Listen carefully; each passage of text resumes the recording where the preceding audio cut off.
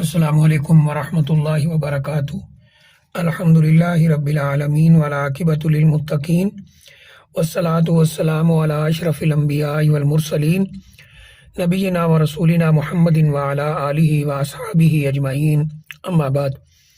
کسی ہمارے بھائی نے سوال کیا ہے کہ وہ کہیں بیرون ملک رہتے ہیں اور وہاں پر ایک دن منایا جاتا ہے جس کا نام تھینکس گیونگ ڈے رکھا گیا ہے، اور یہ غیر مسلم مناتے ہیں، اور اس کا طریقہ یہ ہوتا ہے کہ ایک خاص قسم کا مرغا جو کہ عموماً شاید ترکی میں پایا جاتا ہے، وہ مرغا جو ہے ذبح کیا جاتا ہے۔ یہ مرغے سے بڑا جانور ہوتا ہے اور شتر مرغ سے چھوٹا، تو یہ ذبح کر کے اپنے عزیز و اقارب دوست احباب کو کھلایا جاتا ہے۔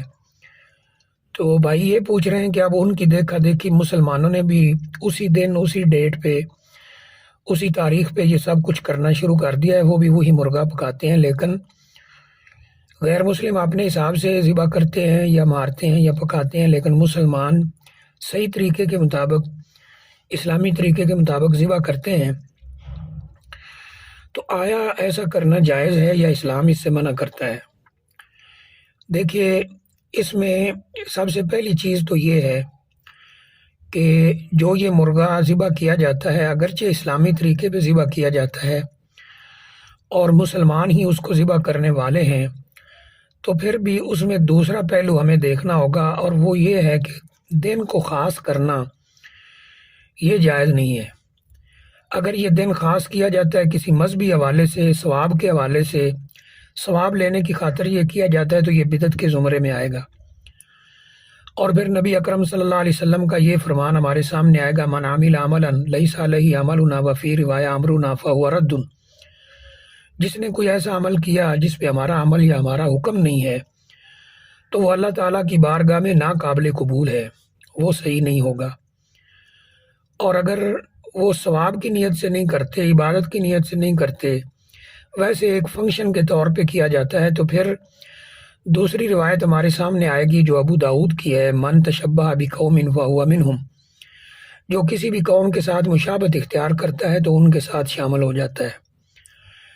تو بہرحال اگر یہ ثواب سمجھ کے، عبادت سمجھ کے ذبح کیا جاتا ہے، دعوت کی جاتی ہے، تو یہ بدعت کے زمرے میں آئے گی، پھر بھی صحیح نہیں ہے۔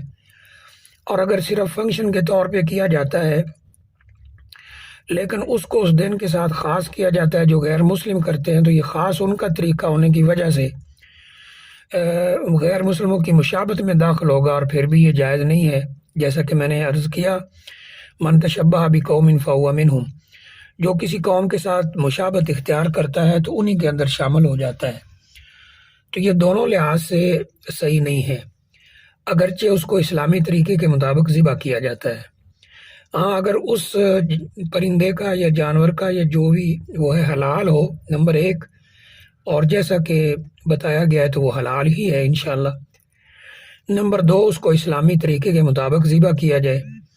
نمبر تین، عام دعوت کے حساب سے کسی اور دن ذبح کیا جائے، تو اس لحاظ سے یہ جائز ہو سکتا ہے، لیکن خاص اس دن میں جسے وہ تھینکس گیونگ ڈے کہتے ہیں، اس میں بنانا اور ان کے طریقے کو اختیار کرنا یہ قطعاً صحیح نہیں ہے۔ نبی اکرم صلی اللہ علیہ وسلم کا ایک واضح فرمان ہے، لَتَتَّبِعُنَّ سَنَنَ مَنْ كَانَ قَبْلَكُمْ، تم اپنے سے پہلے لوگوں کے طریقوں پہ چلنا شروع کر دو گے، شبرن بشبرن وذراعن بذراعن، ہاتھ در ہاتھ اور بلشت در بلشت، یعنی پورا ان کے پیچھے چلو گے، حتیٰ کہ آپ نے فرمایا کہ اگر وہ داخلوا فی جحر ذب، وہ کسی گو کی اس میں بل میں داخل ہو گئے، سوراخ میں داخل ہو گئے، تو تم بھی ہو جاؤ گے۔ صحابہ کرام نے پوچھا آپ کی مراد یہودی اور عیسائی ہیں؟ تو آپ نے فرمایا اور کون ہیں، یعنی وہی ہیں۔ تو نبی اکرم صلی اللہ علیہ وسلم نے ان کے طریقے اپنانے سے منع کیا ہے۔